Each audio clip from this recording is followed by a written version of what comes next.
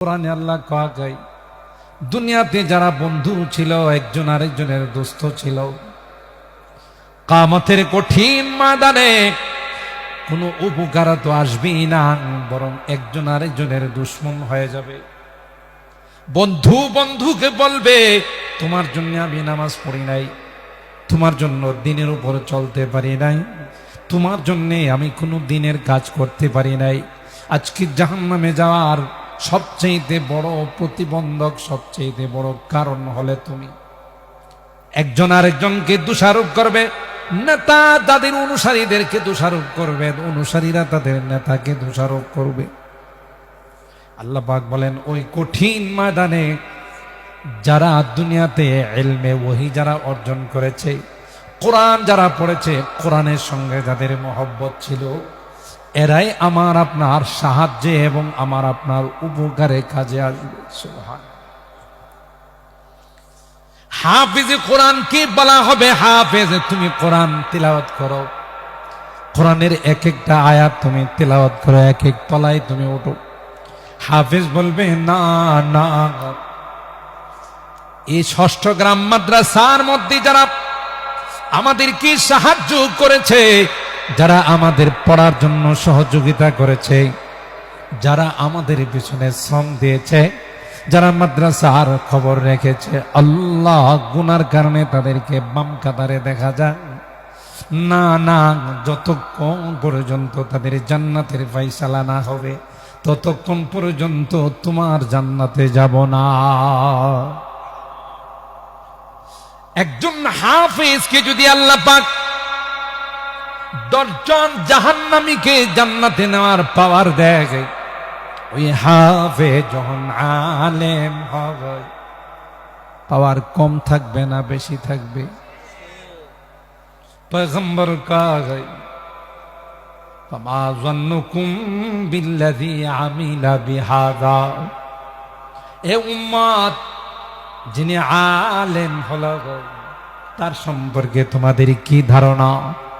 হাফেজ যদি 10 জনকে জান্নাতে নিতে পারে, আলেমের জন্য কোনো সংখ্যা নাই। সুবহানাল্লাহ।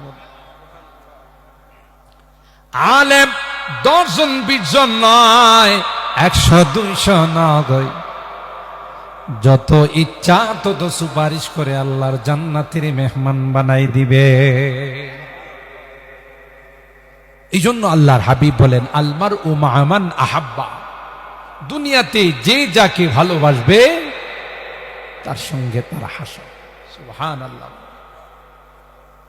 দুনিয়াতে যার সঙ্গে তার সময়টা কাটবে, একজন ফ্রেন্ড একটু এদিকে দিয়ে, বাতাসটা ওইদিকে চলে যাচ্ছে। জি জি ঠিক আছে। মুহতারাম হাজিরিন, সাহাবী একজন বুখারী শরীফের মধ্যে আসে, বেশি গেছে। সাহাবী প্রত্যেক নামাজে সূরাতুল ফাতিহার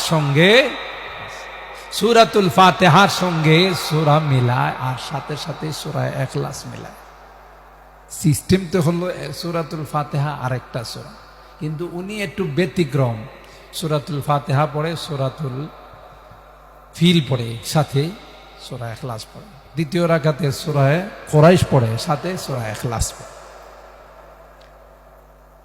তো অন্যান্য সাহাবীরা আল্লাহর হাবিবের কাছে গিয়ে নালিশ করলেন, ইয়া রাসূলুল্লাহ, আপনার এই সাহাবী একটু ব্যতিক্রম ধর্মী নামাজ পড়া, প্রত্যেকটা সূরার সঙ্গে সূরা ইখলাস মিলায়। আল্লাহর নবী সাহাবীকে ডাকলেন, কেউ তোমার নামে তো অভিযোগ, তুমি প্রত্যেকটা সূরার সঙ্গে সূরা ইখলাস মেলাও, এটা তো সিস্টেম না, একটা সূরা মেলাও। কই হুজুর, সূরা ইখলাসের সাথে আমার যে ভালোবাসা, সূরা ইখলাসের সাথে আমার যে মহব্বত,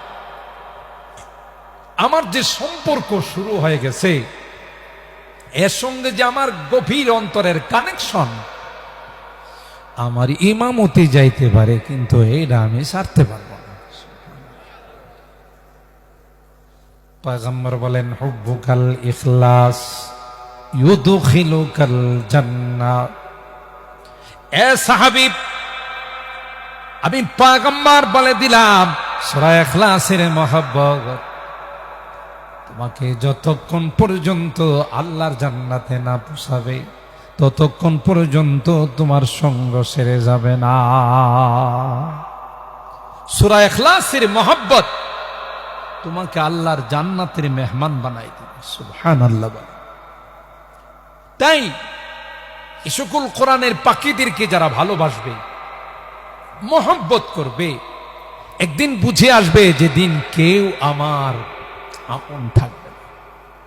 এই কোরআনের পাখিগুলোকে যখন বলা হবে পড়ো, তিলাওয়াত করো, 6666 তলা টাওয়ারের মধ্যে তুমি উঠতে থাকো, বলবে আল্লাহ এই এলাকার মানুষগুলো আমাদের মাদ্রাসাকে ভালোবাসতো, খোঁজ খবর নিত, আমাদের সুবিধা অসুবিধাগুলো জানার চেষ্টা করত, আজকে এরা জাহান্নামে চলে যাচ্ছে আর আমি তোমার জান্নাতে যাব, তা হবে না। তাই এদেরকে জান্নাতে দেওয়ার সুপারিশ করতিস, আল্লাহ তাআলা তার সুপারিশ কবুল করে কমপক্ষে 10 জনকে জান্নাতের মেহমান।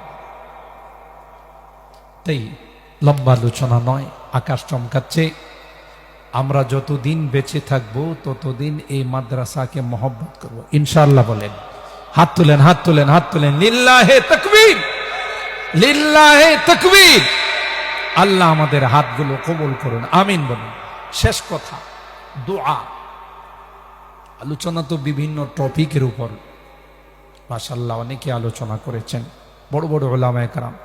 আমার পূর্বে আপনাদের এলাকার কৃতি সন্তান আমার ছোট ভাই সারা দেশে ওয়াজ করে বেড়ান, অত্যন্ত চমৎকার আলোচনা।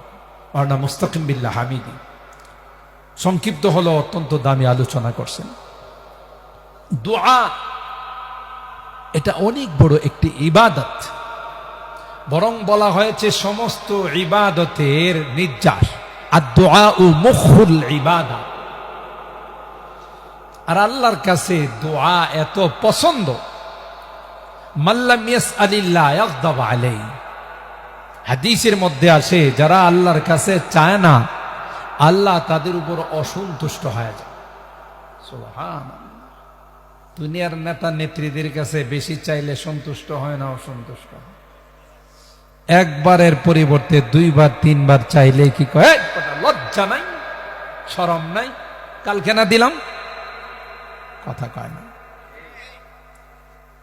চাইলে নারাজ হয়, অসন্তুষ্ট হয়। আর আল্লাহর কাছে না চাইলে নারাজ হয়। সুবহানাল্লাহ। 24 ঘন্টা আল্লাহ পাক দেওয়ার জন্য রেডি। সুবহানাল্লাহ। বলে কয় ঘন্টা? নাকি লেখা থাকে সকাল 8টা থেকে 10টা পর্যন্ত, পরবর্তীতে সাক্ষাতের সুযোগ নাই? না 24 আওয়ার্স? 24 আওয়ার্স আল্লাহর গেট খোলা। আল্লাহ কই বান্দারে তোকে দেওয়ার জন্য আমি রাত্রে ঘুমাই না।